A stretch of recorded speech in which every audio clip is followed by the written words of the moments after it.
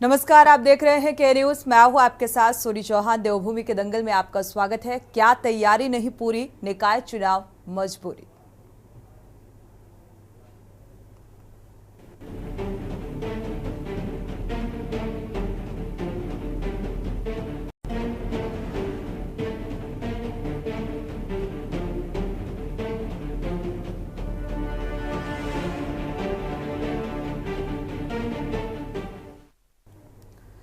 उत्तराखंड में नगर निकाय के चुनाव कब होंगे, इस पर सस्पेंस बरकरार है। और इस बीच उत्तराखंड में नगर निकाय चुनाव लटकने की फिर से संभावनाएं बनती हुई नजर आ रही हैं। दरअसल विधानसभा में नगर निगम संशोधन विधेयक प्रवर समिति को भेजने के फैसले पर जल्द चुनाव की संभावनाएं कमजोर पड़ती दिख रही हैं।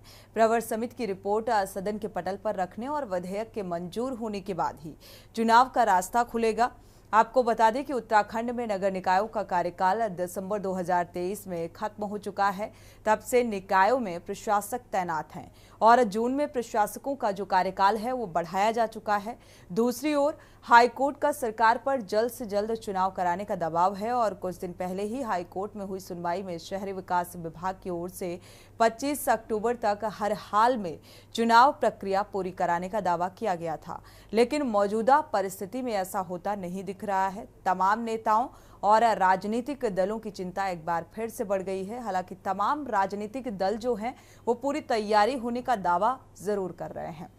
कांग्रेस ने प्रदेश कांग्रेस समन्वय समिति में गठित की है समिति भी गठित की है जो पार्टी नेतृत्व को सुझाव देगी, जबकि बीजेपी कांग्रेस समेत तमाम दल नए सदस्यों को जोड़ने के लिए सदस्यता अभियान संचालित कर रहे हैं। सवाल यही है कि आखिर कब उत्तराखंड में निकाय चुनाव होंगे। इसी को लेकर आज विस्तार से चर्चा को आगे बढ़ाएंगे। पहले आपको रिपोर्ट दिखाते हैं।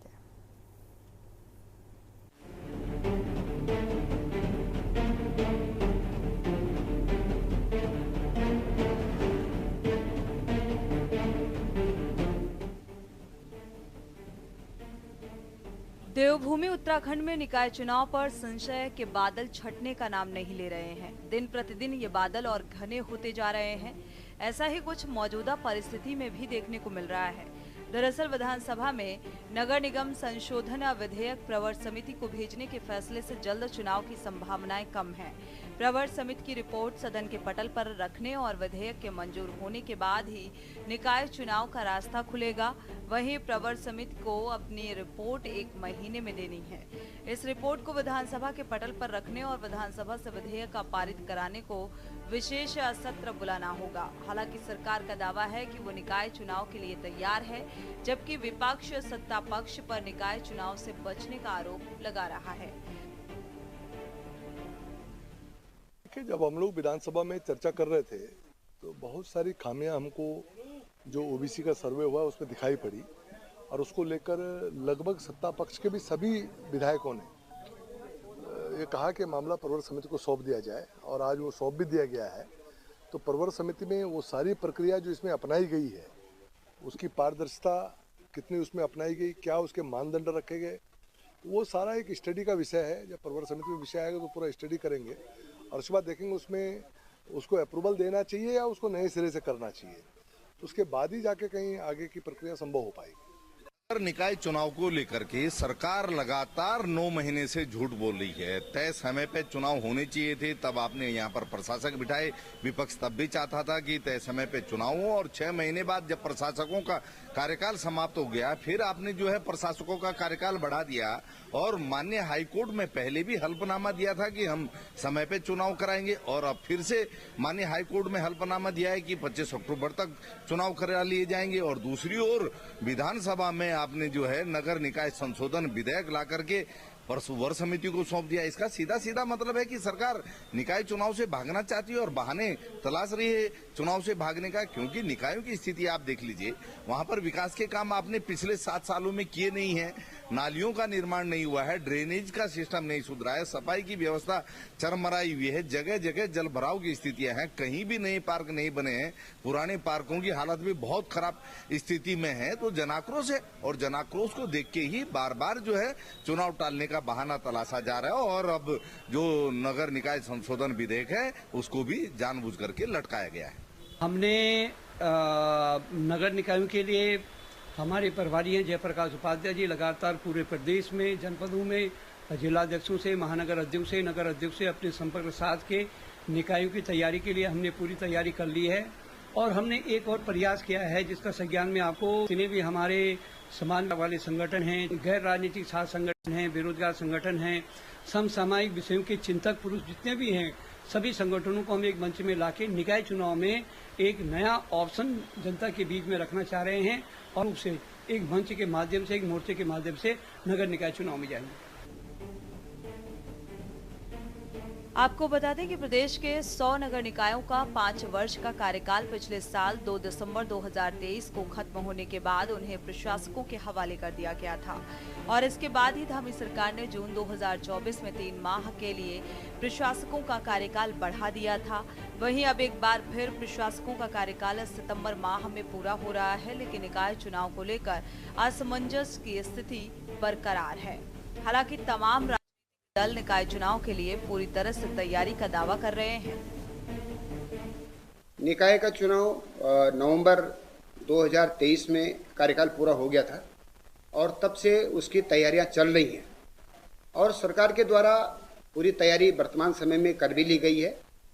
लेकिन अभी गैरसैंण के अंदर जो विधानसभा का सत्र हुआ है, अब उस सत्र में कुछ माननीय सदस्यों के द्वारा जो प्रश्न ओबीसी के आरक्षण के संबंध में उठाए गए हैं, उन प्रश्न उठाने के बाद विधानसभा के द्वारा आरक्षण, ओबीसी आरक्षण का जो विषय है वो प्रवर समिति को भेजे जाने का समाचार प्राप्त हुआ है। और मैं व्यक्तिगत रूप से इस बात से सहमत हूं कि सुप्रीम कोर्ट की रूलिंग के अनुसार जो अभी तक की व्यवस्था है आरक्षण की, कि व्यक्ति को अपने प्रदेश के भीतर ही आरक्षण मिलता है। और जानकारी ये मिली है कि ओबीसी आयोग जो एकल सदस्य आयोग बना था, उन्होंने जो रेंडम सर्वे किया है और उसके आधार पर जो ओबीसी की जनसंख्या उत्तराखंड के अंदर मानी है, उसमें दूसरे प्रदेशों से आए हुए ओबीसी समुदाय की संख्या बहुत बड़ी मात्रा में है। पर बताता है कि भारतीय जनता पार्टी का संविधान और लोकतंत्र में कोई विश्वास नहीं रह गया। साफ तौर पर संविधान में अंकित है कि निकायों के कार्यकाल समाप्त होने से 6 महीने पहले से गतिविधियां शुरू हो जानी चाहिए। नए टर्म के लोगों के चुनाव की प्रक्रिया शुरू हो जानी चाहिए, चाहे वो आरक्षण है, चाहे वो परिसीमन है, ये सारी चीजें समय रहते कर ली जानी चाहिए। लेकिन इनको पूरा अंदेशा है कि ये इनका सुपड़ा साफ हो जाएगा, निकाय और पंचायत चुनाव होंगे, इसलिए लगातार ये पीछे धकेलने का काम कर रहे हैं निकाय और पंचायत चुनाव को। और केदारनाथ उपचुनाव की भी तारीख अभी तक घोषित न होना ये बात बताता है कि भारतीय जनता पार्टी अपनों की ही सताई हुई है और भयग्रस्त है। गत जब सरकार थी त्रिवेंद्र जी की, तो उस समय भी नगर निकायों को चुनाव के लिए बार बार न्यायालय को संज्ञान देना पड़ा, हाईकोर्ट को संज्ञान देना पड़ा। और अभी भी ये सरकार का निकम्मापन है कि उसमें परिसीमन से लेके, उसमें रिजर्वेशन से लेके बार बार नगर निकाय चुनाव को टाला जा रहा है। तो इससे स्पष्ट है कहीं ना कहीं, क्योंकि हरिद्वार का उपचुनाव जो हुआ था विधानसभा का और चमोली जनपद में जो उपचुनाव हुए थे, उसकी हार को देखते हुए ये कहीं न कहीं निकायों में भी अपनी हार को समझ रहे हैं और कहीं टालमटाला ये की जा रही है। इसमें भले ब्यूरोक्रेट्स की भी एक लापरवाही है, लेकिन ब्यूरोक्रेट्स की तब लापरवाही होगी कि ऊपर का जब आका जो है उसको सही ढंग से डायरेक्शन दे और समय सीमा उस पर सुनिश्चित करे। लेकिन लग रहा है कि मुख्यमंत्री से लेके जो शहरी विकास मंत्री प्रेमचंद्र अग्रवाल जी हैं और बाकी जितना भी है पूरा सिस्टम हो रखा है इस समय, उनकी हीला हवाली के कारण आज नगर निकाय चुनाव जो है देर के ऊपर देरी से होती जा रही है। और अभी तक ये कई बहाने बनाते जा रहे हैं, कभी परिसीमन का बहाना है, कभी ओबीसी का बहाना है, कभी कोई बहाना, कुछ न कुछ बहाना लेके जा रहे हैं, जो भी दुर्भाग्यपूर्ण है। सरकार को अविलंब नगर निकाय चुनाव करानी चाहिए। कुल मिलाकर मौजूदा परिस्थिति में एक बार फिर नगर निकाय चुनाव लटकने की पूरी संभावना है। विधेयक प्रवर समिति को भेजने के बाद अब स्थिति पूरी तरह बदल गई है।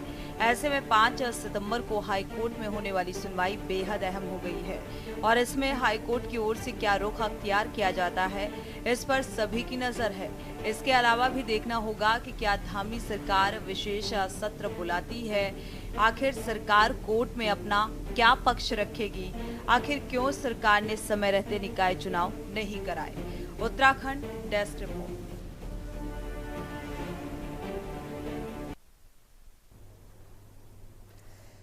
तो देवभूमि के दंगल में चर्चा आज इसी बात को लेकर, क्योंकि देखा जाए नगर निकाय चुनाव को लेकर घमासान तेज हो चुका है और सभी राजनीतिक दल ये आरोप लगा रहे हैं कि सरकार की तैयारी नहीं है। हालांकि सरकार का हाईकोर्ट पर दबाव भी है कि जल्द से जल्द जो है नगर निकाय चुनाव जो है वो संपन्न कराए जा सके।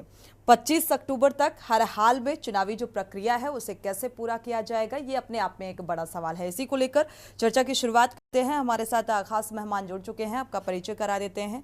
राजेश्वर जी हैं, प्रदेश प्रवक्ता हैं बीजेपी से, आपका बहुत बहुत स्वागत इस चर्चा में जुड़ने के लिए। साथ ही शिषपाल सिंह बिष्ट हैं कांग्रेस से, आपका बहुत बहुत स्वागत इस चर्चा में जुड़ने के लिए। दीपक रावत जी हैं यूकेडी से, आपका भी बहुत बहुत स्वागत है इस चर्चा में जुड़ने के लिए। रतनमणि डोभाल जी हैं राजनीतिक विश्लेषक, आपका भी बहुत बहुत स्वागत है इस चर्चा में जुड़ने के लिए। शुरुआत बीजेपी प्रवक्ता से करेंगे चर्चा की। राजेश्वर जी, भाई कब तक अधर में ये निकाय चुनाव लटकते रहेंगे, क्योंकि कब सवाल बेहद अहम है, जिस तरीके से विपक्ष भी सवाल उठा रहा है कि कब इसे प्रवर समिति की रिपोर्ट जो है सदन के पटल पर रखी जाएगी, कब जो है चुनाव का रास्ता जो है वो खुलेगा, क्योंकि विधेयक मंजूर होने के बाद ही चुनाव का रास्ता खुल सकेगा। नहीं, आपकी बात बिल्कुल ठीक है और सरकार भी कृत संकल्प है कि जितनी से जल्दी निकाय चुनाव हो। लेकिन एक जो न्याय का प्रोसेस है, एक जो जस्टिस का प्रोसेस है, जो ओबीसी के साथ जस्टिस होना चाहिए था, उस प्रोसेस को फॉलो करना भी जरूरी है।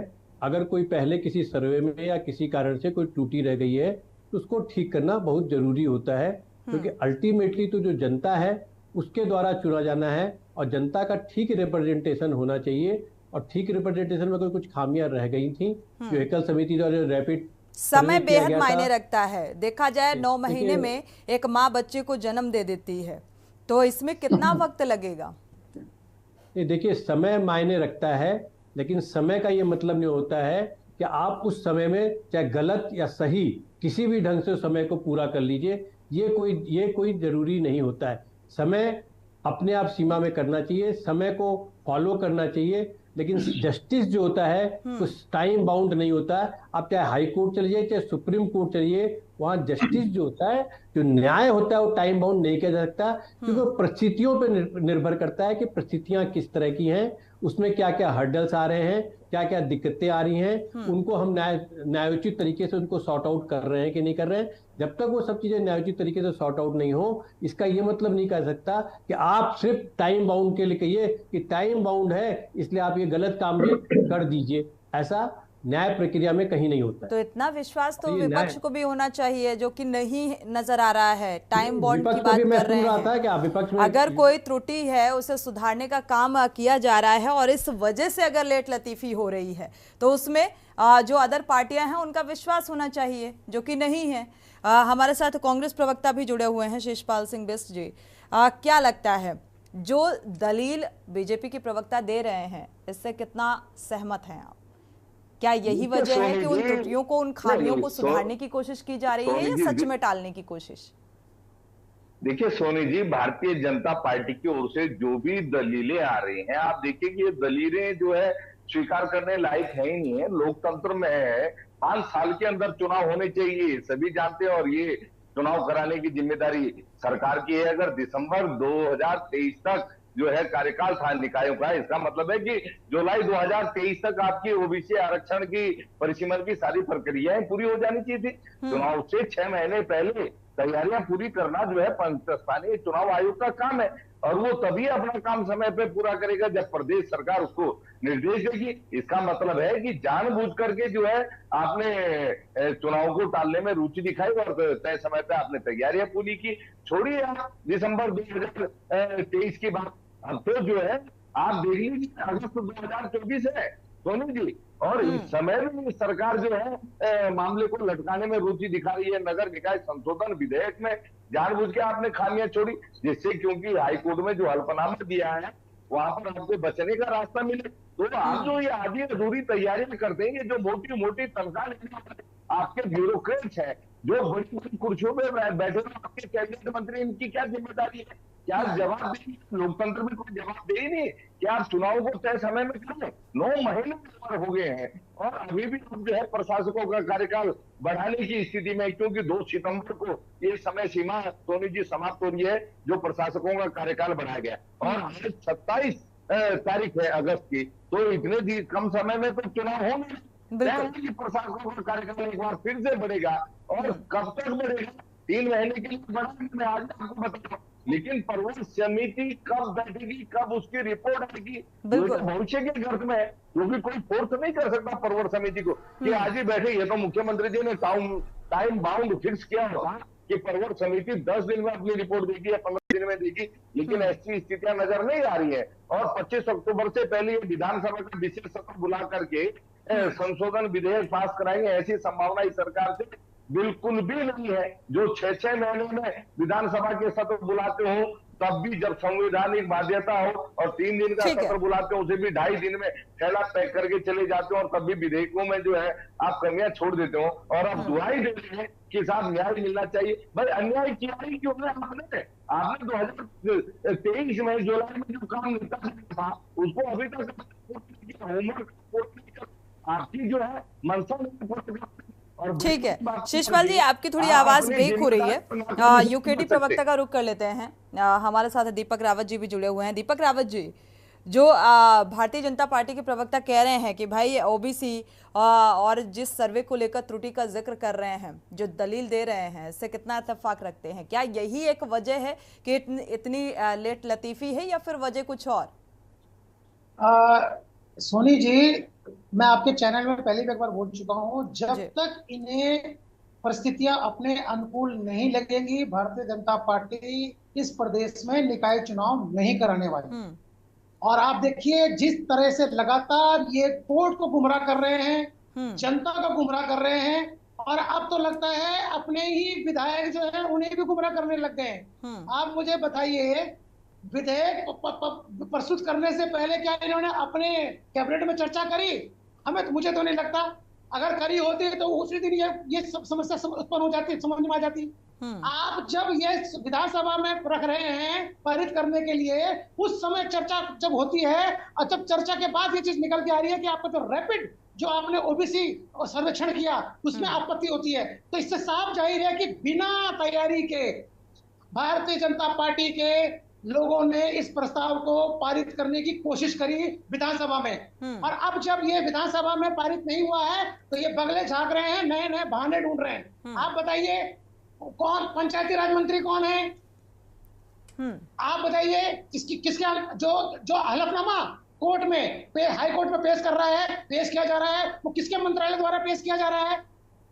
सभी के मंत्री एक ही हैं, प्रेमचंद अग्रवाल जी। और विधानसभा के कार्रवाई मंत्री कौन है? प्रेमचंद अग्रवाल जी। अब आप मुझे बताइए, या तो इस बात से भारतीय जनता पार्टी के प्रवक्ता से मुझे ऐसा लग रहा है कि प्रेमचंद अग्रवाल जी सब कुछ कर रहे हैं बिना किसी को बताए, और पूरी सरकार अनिर्विज्ञ है, स्वयं मुख्यमंत्री तक और यहाँ के मंत्रिमंडल के जितने मंत्रिमंडल है, और जब वो चीजें प्रस्तुत कर रहे हैं तब लोगों को समझ में आ रहा है। या तो ये इस बात को माने कि प्रेमचंद अग्रवाल जी स्वयं होकर सारे कार्य कर रहे हैं, उन्होंने ये बात चर्चा में विधायक। चलिए, आपकी बात से एक सवाल तो ये निकलकर सामने आया कि भाई भारतीय जनता पार्टी में सब कुछ ठीक ठाक चल रहा है कि नहीं चल रहा है। इस बात का आगे जवाब ले लेंगे राजेश्वर जी से, लेकिन राजनीतिक विश्लेषक भी जुड़े हुए हैं।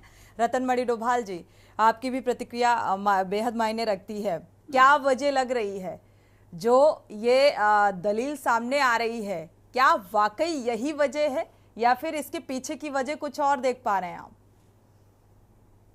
सुनिए जी, देखिए, वजह तो राजनीतिक भी है और कुछ संवैधानिक भी चीजें उससे जुड़ी हुई हैं। अभी तक 24 साल के राज्य में हम उत्तर प्रदेश के ब्रैकेट में चलते हैं। उत्तर प्रदेश होता है और फिर ब्रैकेट में होता है उत्तराखंड।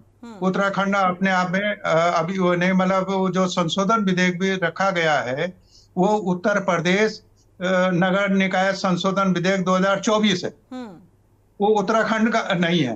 तो अभी हम अपना विधेयक जो नगर निकायों का कोई नियमावली और ये सब कुछ नहीं बना पाए हैं 2024 साल में भी।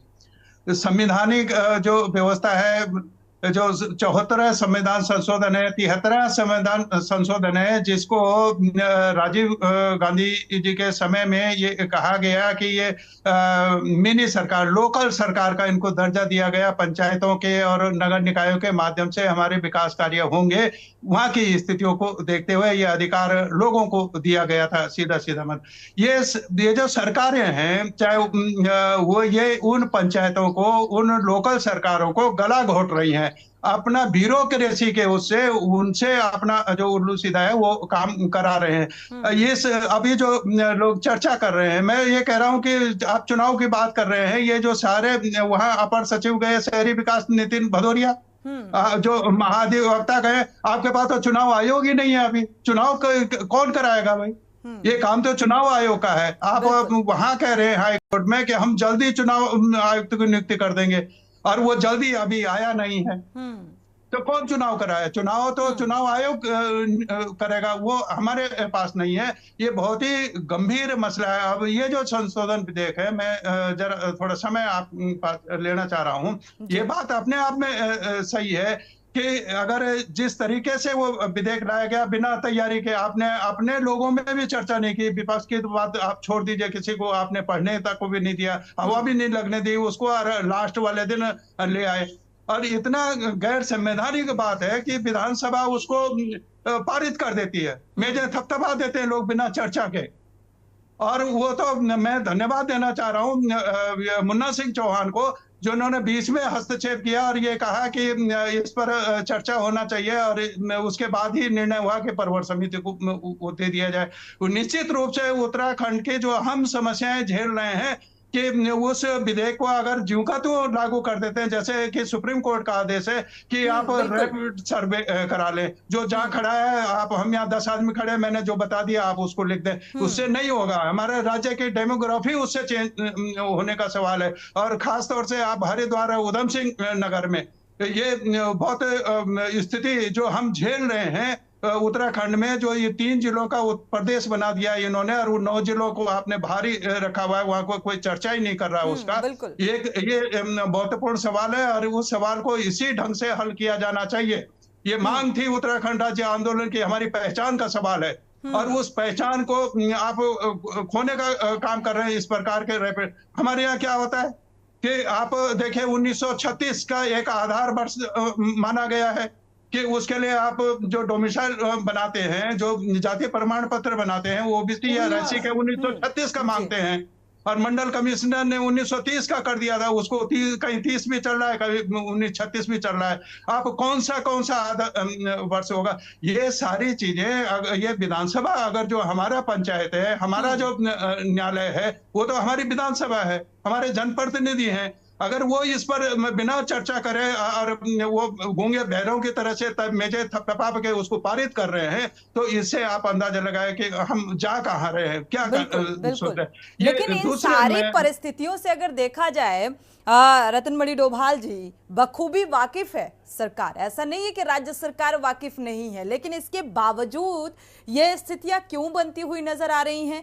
क्या ऐसे ही चलता रहेगा और कोई डिसीजन निकलकर सामने नहीं आएगा, या फिर सरकार को ऐसा लगता है कि भाई कोर्ट से कोई जो राहत है, राहत भरा रास्ता निकलकर सामने आ सकता है? चर्चा को आगे जारी रखेंगे, वक्त एक छोटे से ब्रेक का।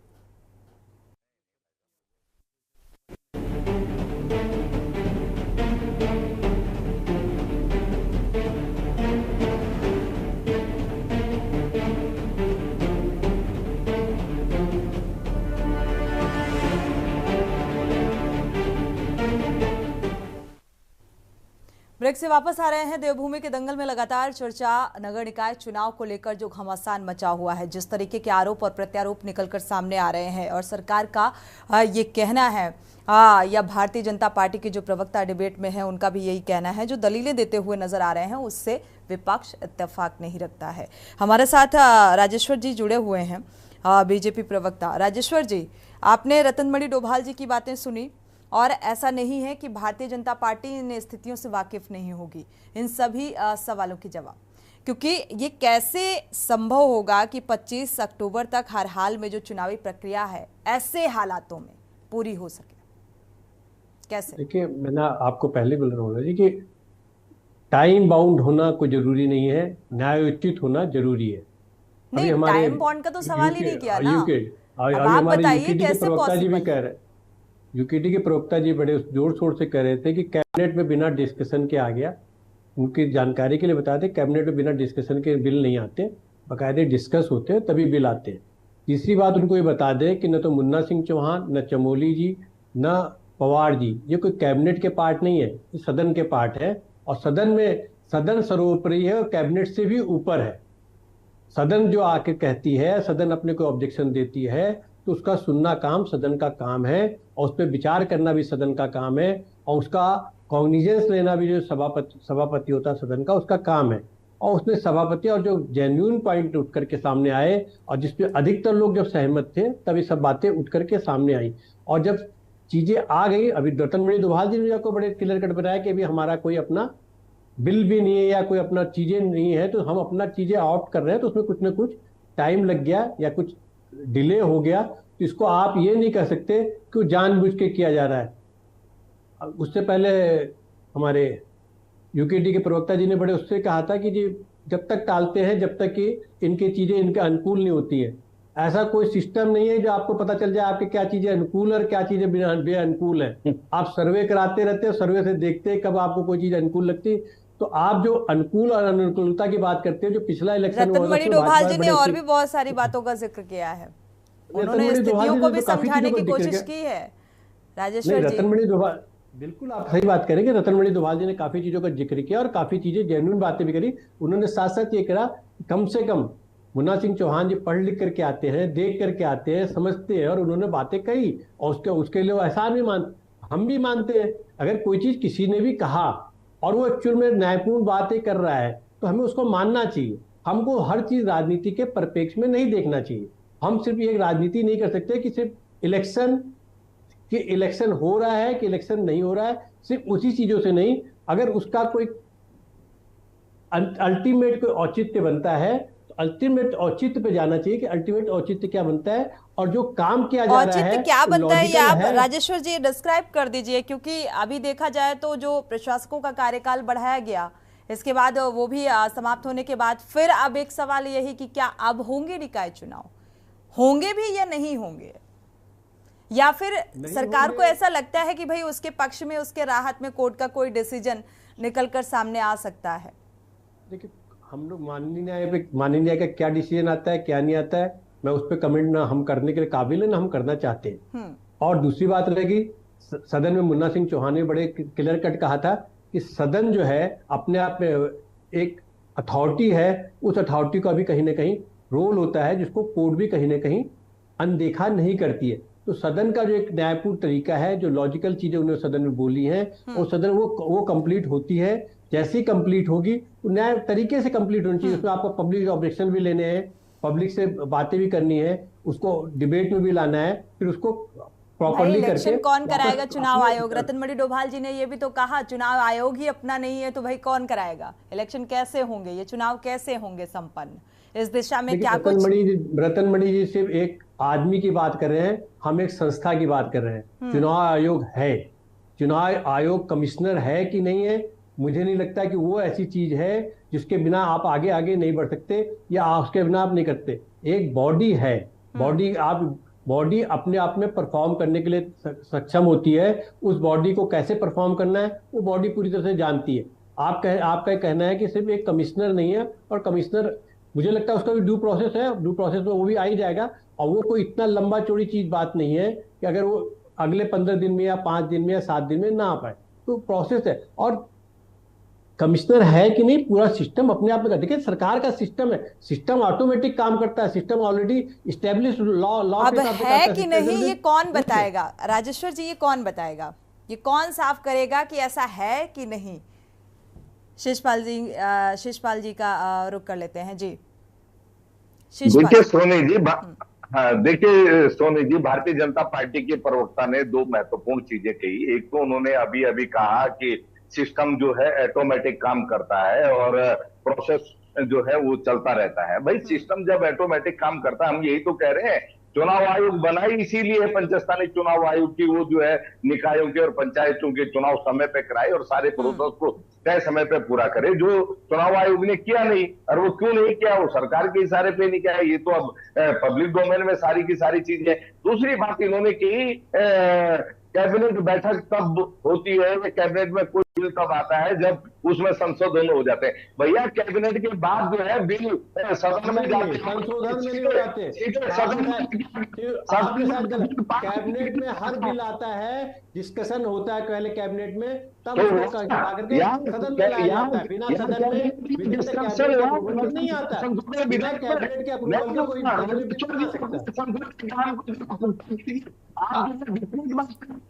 देखिए सदन में बिल पास होने के बाद, सदन में बिल जाने के बाद वो कैबिनेट में नहीं आया करते। कौन कर रहा है उसके बाद आया नहीं, सेलेक्ट कमेटी कैबिनेट के बाद सेलेक्ट कमेटी के पास गया, सेलेक्ट कमेटी कहाँ गया, किसने कहा आपको? आपने मुझे लगता है कुछ या तो मेरे कम्युनिकेशन आपको बड़े तरीके से कहा कि कैबिनेट जब अप्रूव करता है तभी सदन में पेश किया जाता है, जो सदन में जब पेश किया जाता है तब उसमें माननीय सदस्य अपने अपने कमेंट देते हैं, अपने अपने विचार देते हैं। ठीक है, इसका मतलब है, देखिए सोनी जी, भाजपा के प्रवक्ता चाहे जितना झूठ बोलते, लेकिन नगर निकाय संशोधन विधेयक सदन में रखा गया, सदन में उस पर आपत्ति आई और प्रवर समिति को भेज दिया गया। इन्होंने पहले कोई तैयारियां जो है उस बिल को लेकर के नहीं की और माननीय हाईकोर्ट में झूठा हर बिल में दूसरी बिल दाखिल किया कि 25 अक्टूबर तक आप चुनाव करा लेंगे। कैसे करेंगे 25 अक्टूबर तक चुनाव? बताए ना,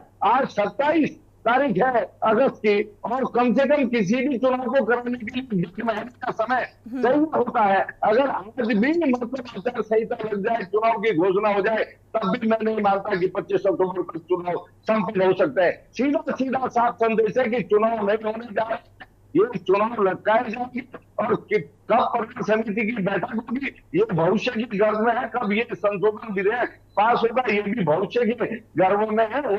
पूछिए, चलो जानबूझकर लटकाया जा रहा है। दीपक रावत जी, क्या लगता है, होगा चुनाव, कैसे ही लटक जाएगा? सोनी जी जी, मेरे प्रश्न के उत्तर में भाजपा प्रवक्ता जी ने तो अपने सारे कैबिनेट मिनिस्टरों की बुद्धिमत्ता में प्रश्न चिन्ह उठा दिया। उन्होंने कहा कि कुछ विधायक पढ़ के आते हैं, तो जो पढ़ के आते हैं विधायक उन्होंने तो प्रश्न उठा दिया। तो मैं ये मान के चलूं कि जो कैबिनेट में प्रस्ताव जिन्होंने पढ़ा उनमें से किसी को बात नजर नहीं आई, क्या ये बात मैं मानूं? इससे तो ये स्पष्ट हो रहा है। अगर ये इस बात को, इनकी बात को मैं आगे बढ़ाऊं, रही बात, देखिए मैं पहले कह चुका हूं कि भारतीय जनता पार्टी जब तक अनुकूल परिस्थितियां नहीं होंगी वो इस राज्य में निकाय चुनाव नहीं कराने वाली। और जिस तरह की परिस्थितियां भी उत्पन्न हुई है, प्रवर समिति की रिपोर्ट आएगी, उसके बाद फिर आज ही के समाचार पत्रों में आया है कि भारतीय जनता पार्टी के जो प्रदेश अध्यक्ष हैं वो विपक्ष को कह रहे हैं, विपक्ष को नसीहत दे रहे हैं कि आप इसमें किसी तरह की कोई गलत बयानबाजी ना करें। अरे ये नसीहत अगर इन्होंने अपने कैबिनेट मिनिस्टर को दे दी होती, अपने विधायकों को दे दी होती, तो शायद ये बात यहाँ तक नहीं पहुंचती। तो उनको तो नसीहत नहीं दे पा रहे हैं, लेकिन विपक्ष को नसीहत जरूर दे रहे हैं कि गलत बयानबाजी ना करें, किसी तरह का वो जो गलत चीजें ना फैलाई जाए। पर मैं आपसे सोनी जी पूछना चाहता हूँ इसी आप ही के माध्यम से कि ये सारी समस्याओं की जड़ कहाँ से आई है? किसने इनको रोका था ओबीसी आरक्षण आज से 1 साल पहले करने के लिए, 2023 दिसंबर से पहले करने के लिए? किसने इनके हाथ पकड़े थे? किसने राजेश्वर जी इस बात का जवाब दीजिए, फिर आगे बढ़ते हैं। रतनमणि डोभाल जी का रुख करेंगे। किसने हाथ रोके थे ओबीसी आरक्षण सर्वे के लिए, जिसका हवाला अभी दिया जा रहा है, जिसकी वजह से निकाय चुनाव लटकता हुआ नजर आ रहा है भारतीय जनता पार्टी के हिसाब से? ओबीसी आरक्षण सर्वे के लिए रैपिड सर्वे हुआ, रैपिड सर्वे में कुछ खामियां निकली, तो किसने, ये कौन कह रहा है कि सर्वे ही नहीं हुआ? सर्वे हुआ, सर्वे नहीं हुआ, नहीं रोका किसने था? ये काम एक, जब निकाय चुनाव की जो डेट होती है, जो एक कार्यकाल होता है, अगर वो समाप्त होता है, समाप्त होने से पहले कोई तैयारी है, अगर वो कर ली जाए तो मुझे लगता है वो समय रहते पूरी हो जाएगी। लेकिन जब तैयारी ही, ऐसी रणनीति ही नहीं बनाई गई तो कैसे पूरी होगी? जो मुझे लगता है कि जो हमें कहते हैं कि तैयारी नहीं थी, तैयारी पूरी तरह से थी।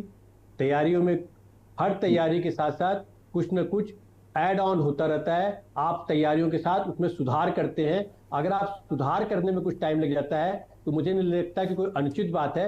आप एडिशनल सुधार करते चल रहे हैं। जो अभी हमारे यूकेटी के प्रवक्ता जी बोल रहे हैं कि कैबिनेट में नहीं डिस्कस किया, आप सुधार करते हैं। आप अपने स्टेटमेंट चर्चा की होती तो अंतिम समय में सुन लीजिए आप अपनी स्टेटमेंट हो सकता है, आप अपने स्टेटमेंट को तो इसका मतलब जो सदन होता है बेकार होता है, जो कैबिनेट जो यूकेटी ऐसा नहीं होता है। आप हमेशा सुधार होता है। आप अपने स्टेटमेंट को दोबारा पढ़िएगा ना, हो सकता है उसमें सुधार करने के, तिबारा पढ़िएगा तो सुधार करने की बात हो जाए, चौथी बार पढ़ेगी तो फिर और सुधार। इम्प्रूवमेंट यू ऑलवेज, आपके पास आप अपनी बात कर रहे हैं, हम इम्प्रूवमेंट कैसे नहीं कर सकते? इस प्रदेश में ओबीसी का सर्वे आप नहीं करवा रहे। ओबीसी का सर्वे आप प्रवर समिति, जब रैपिड सर्वे आपके पास, रैपिड सर्वे को आप ही के जो नेता हैं मुन्ना सिंह चौहान, उन्होंने इसका विरोध करा।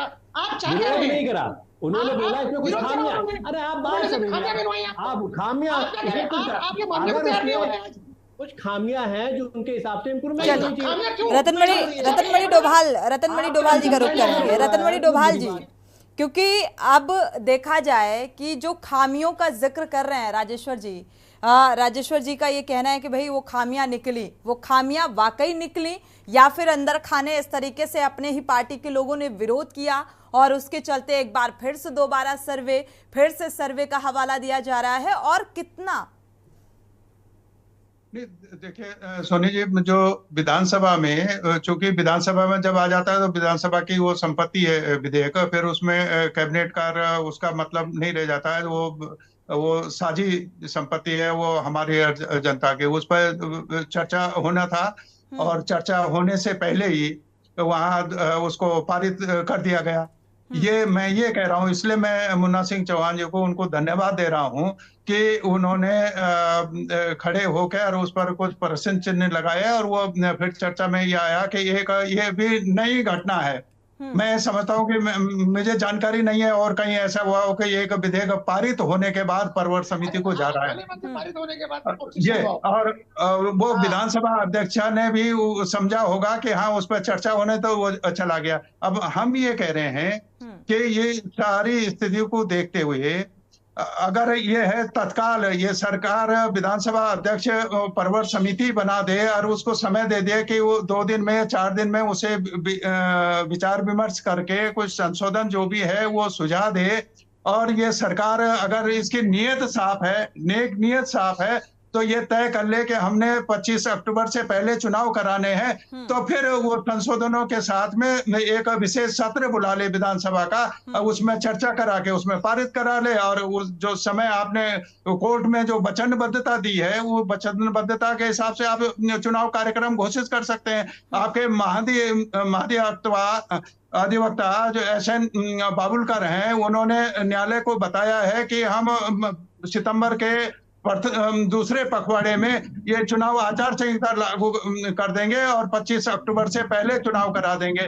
तो ये या तो आप ये कर सकते हैं कि भाई इस विधेयक को आप आगे के लिए छोड़ दें और हम चुनाव करा दें इसके बिना, ओबीसी आरक्षण का रिश्ता सर्वे के बिना, क्योंकि ओबीसी का अगर आप सर्वे कराएंगे तो रैंडम नहीं हो सकता, रैपिड नहीं हो सकता है कि जहां आप चौराहे पे चले गए वहां पे 4 आदमी खड़े हैं और जिसने जो बताया वो आप लिख दें और आपका सर्वे हो जाएगा। ऐसा नहीं हो सकता। ऐसा होगा तो ये उत्तराखंड के हित में नहीं है। ये मैं जोर देकर इस बात पर कह रहा हूँ। यहाँ बहुत सारे जो पॉपुलेशन है जो आ गई है, जो माइग्रेट लोग आ गए हैं कि जिनको उत्तर प्रदेश में मिल रहा है उसको उत्तराखंड में कैसे मिल जाएगा? वहां ओबीसी है तो यहाँ भी वो ओबीसी कैसे हो जाएगा? यहाँ के नियम के अनुसार उसको होना है।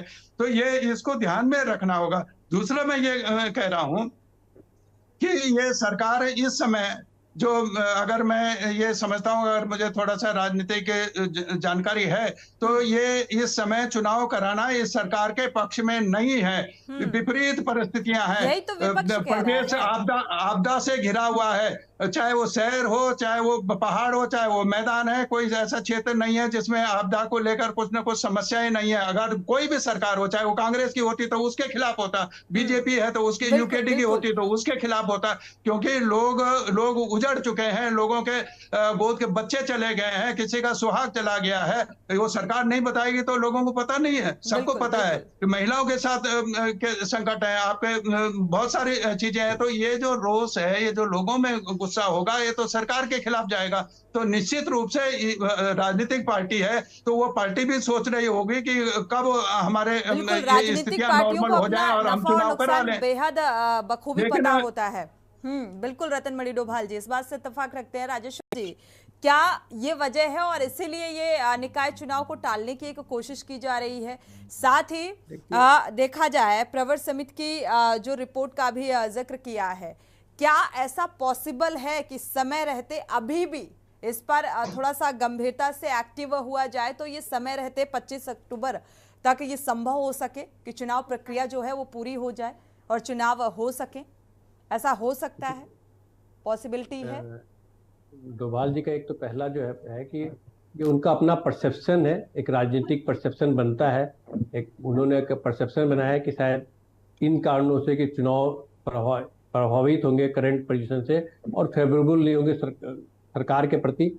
ऐसा कहीं कुछ नहीं होने वाला, ना सरकार इन चीजों से, ये चिंता तो सरकार की होनी चाहिए राजेश्वर जी, जो चिंता रतन मणि डोभाल जी कर रहे हैं। अब दूसरी बात, ये भारतीय जनता पार्टी के लोगों को ये चिंता होनी चाहिए कि भाई समय रहते सरकार को ये सोचना चाहिए कि निकाय चुनाव करा दिए जाएं। नहीं, सब सरकार खुद भी चाहती है कि निकाय चुनाव समय रहते हो जाए, सरकार चाहती है कि हो जाए, लेकिन इसका ये मतलब नहीं ना, आपको मैं बार बार बोल रहा हूँ कि टाइमलाइन से आप बाउंड नहीं कर सकते ना। आपने रतन मणि जी बता दिया, बड़े क्लियर कट बताया कि आप जो रैपिड सर्वे करा रहे हैं, क्योंकि आपका होमोजीनियस नहीं है, आपका जो मास है मतलब एक ही था, एक समानता समरूपता नहीं है उसमें अलग अलग फैक्टर्स हैं। उन सारे फैक्टरों को अगर आप एड्रेस नहीं करेंगे, और सारे फैक्टरों को जब एड्रेस करेंगे तभी आप जाके करेंगे। और दूसरी बात आ गई कि जो प्रवर समिति जल्दी से जल्दी रिपोर्ट दे, ये बात तो कही गई है और ये बार बार कही जा रही है कि आप जल्दी से जल्दी रिपोर्ट दीजिए, लेकिन उसका एक ड्यू प्रोसेस है ना। मान लीजिए पब्लिक ओपिनियन के लिए गए तो उसके लिए 15 दिन चाहिए, सर्वे कराया तो उसके लिए 15-20 दिन 25 दिन चाहिए, उसके बाद आपको उसके लिए भी टाइम फ्रेम चाहिए। राजेश्वर जी, तो अभी बता दीजिए कितने दिन और लगेंगे? ये तो देखिए, मैं इसके लिए आपको जानकारी होगी, बता दीजिए 15 दिन लगेंगे, 20 दिन लगेंगे। जानकारी इसके लिए किसी के पास इसलिए नहीं हो सकती क्योंकि ये विधानसभा की सिलेक्ट कमेटी इसको कर रही है। जब वो सिलेक्ट कमेटी जब करके देगी, हम लोग तो एक परसेप्शन बना सकते हैं, एक टाइमलाइन देखते हैं, लॉजिकल टाइमलाइन समझ में आता है कि लॉजिकल टाइमलाइन जो है टाइम लगेगा 2 महीने से कम। मुझे लॉजिकल व्यक्तिगत रूप से नहीं चलता, जितना हम तरीका जानते हैं, जो प्रोसेस जानते हैं, जो लॉ जो प्रोसेस लेता है उसको इतना टाइम लगता है। पब्लिक ओपिनियन कॉल करने में जवाब दे रहे हैं सवाल का, उससे तो यही लग रहा है कि भाई वाकई सीधा सीधा जो है अगर निकाय चुनाव अभी होते हैं तो परिस्थितियां जो हैं वो आपके हिसाब से नहीं बनती हुई नजर आ रही है और जाहिर सी बात है इसका खामियाजा भुगतना पड़ेगा और इसीलिए इसे टालने की एक कोशिश की जा रही है। और यही बात विपक्ष भी कह रहा है। ये बात विपक्ष कह रहा है और ये हो सकता है कि आपका ही परसेप्शन लग रहा हो, लेकिन हमें बड़े क्लियर कट है। हम आज भी चुनाव हो तो भारतीय जनता पार्टी पूरे वोटों से जीत के आएगी और बहुत अच्छे वोटों से जीत के आएगी। ये कहीं दूर दूर तक इसमें कोई न शक है, न कोई सुबह है, न इसमें कोई डाउट है कि हम जीत करके अच्छी तरह से आएंगे। लेकिन हम सिर्फ जीतने के लिए इलेक्शन लड़ने चले जाएंगे, ऐसा नहीं कि विरोधी पार्टियां कुछ कहें तो हम जीतने के लिए इलेक्शन में कूद पड़े, चाहे उससे न्यायपूर्ण इलेक्शन हो, लोकतांत्रिक ढंग से इलेक्शन प्रोसेस हो या ना हो। हम चाहेंगे न्यायपूर्ण और लोकतांत्रिक प्रोसेस के थ्रू जाएंगे। तो अब सिस्टमैटिक ढंग कहाँ गया, सिस्टम कहाँ गया? अगर सिस्टम में रह के सिस्टमैटिक ढंग से काम होना चाहिए, करना चाहिए, फिर इतनी लेट लतीफी क्यों? शिशपाल सिंह बिष्ट का रुख कर लेते हैं। शिशपाल जी, चुनाव की क्या कुछ तैयारियां विपक्ष की? देखिए सोनी जी, विपक्ष तो लगातार चुनावी तैयारियों में शुरू से है और हम लगातार समय पे चुनाव कराने की मांग कर रहे हैं। सरकारी बार बार बहानेबाजी बना करके चुनाव टालने का काम कर रही है और अभी जो बड़ी न्याय की बातें यहाँ पर हो रही है, तो भाई आपने चुनाव टाल के अन्याय क्यों किया? आपने 2023 में अगर दिसंबर में कार्यकाल खत्म हो रहा था तो दिसंबर 2023 से पहले चुनाव हो जाने चाहिए थे, लेकिन नहीं कराया आपने। आपने तय समय पे ओबीसी आरक्षण का सर्वे नहीं कराया, आप उसने उसका निर्धारण नहीं किया, आपने परिसीमन नहीं किया, तो जानबूझ करके आपने खाने छोड़ी है और बड़े न्यायाधीश बन रहे हैं। तो जनता भी भाजपा की कथनी करने का अंतर भली भांति समझ गई है, क्योंकि जवाब इनके पास है नहीं, इसीलिए अब जो है न्याय प्रियता की जो है राह चलाया जा रहा है। लेकिन इस राह चलाने से भी अब जनता भाजपा को माफ नहीं करेगी, और इनके लोग हो चाहे हमारे लोग हो चाहे दूसरे राजनीतिक दलों के लोग हो, निर्धन सभी जो पिछले 5 सालों से चुनाव की तैयारी कर रहे हैं, लगातार जनता के बीच में है। आपने तो जो है उनके साथ भी किया, लोकतंत्र में टाइम का महत्व नहीं है, लेकिन फिर 5 साल में चुनाव कराने का क्या मतलब है? फिर आप बताए ना, लोकतंत्र में ये निर्धारित है ना कि 5 साल के अंदर चुनाव अनिवार्य है, वो होगी होगा। चलिए, आप लोगों ने भी तो समन्वय समिति का गठन किया है, क्या यूकेडी पार्टी को भी उसमें इन्वॉल्व करने का इरादा है? दीपक रावत जी हमारे साथ जुड़े हुए हैं, आपकी क्या कुछ तैयारी चुनाव को लेकर? और क्योंकि समन्वय समिति का गठन किया है कांग्रेस ने, सुझाव के लिहाज से, तैयारियों के लिहाज से अगर देखा जाए तो उसमें छोटे छोटे दलों को भी शामिल किए जाने की भी बात सामने आ रही है। और साथ ही जो अभी राजेश्वर जी कह रहे थे उससे कितना इत्तेफाक रखते हैं, क्योंकि ऐसा लग नहीं रहा है दूर दूर तक कि ये निकाय चुनाव जो हैं वो होंगे भी।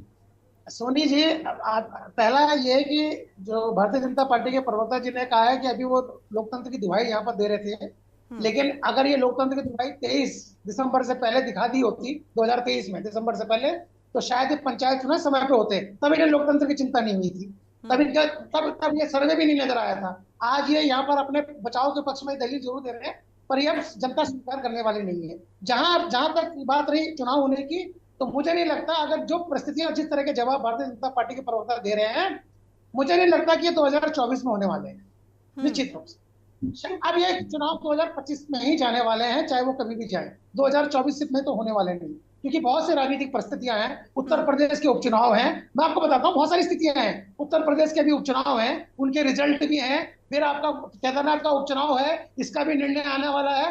बहुत सारी परिस्थितियां, राजनीतिक परिस्थितियां इस प्रदेश में बदलने वाली हैं, जिसको ध्यान में रखकर भारतीय जनता पार्टी निर्णय लेने वाली है।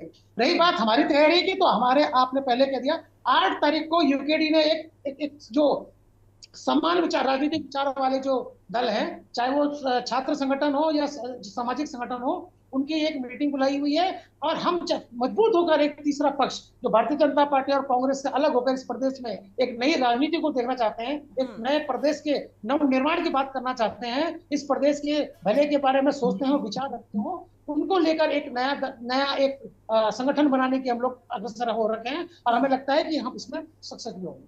चलिए, रतनमणि डोभाल जी का रुख कर लेते हैं। रतनमणि डोभाल जी, अगर तय समय पर, जो जैसा कि कहा गया कि भाई 25 अक्टूबर तक हर हाल में ये चुनावी प्रक्रिया पूरी की जाएगी, अगर नहीं होती ये प्रक्रिया पूरी, तो फिर आगे क्या कुछ होगा?